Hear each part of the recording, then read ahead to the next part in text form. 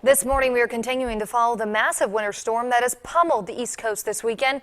The weather has proved deadly, claiming the lives of at least 18 people. Chris Welch has the latest on the deadly storm from Washington. An epic and slow-moving storm knocked out power for thousands, shut down cities, emptied airports, and grounded flights.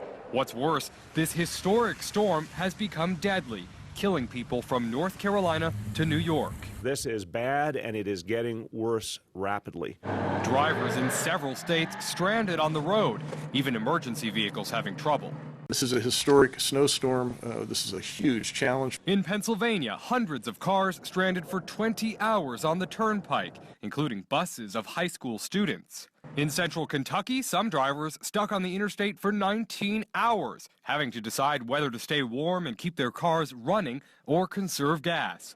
In New York, the governor imposed a travel ban for parts of the state to encourage people to go inside. The situation is getting worse. The city that never sleeps will be a little quieter. All Broadway shows canceled. Bridges and tunnels leading into and out of the city have closed. And the NYPD is enforcing the ban.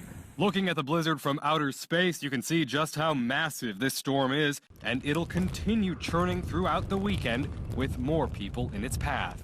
In Washington, I'm Chris Welch reporting.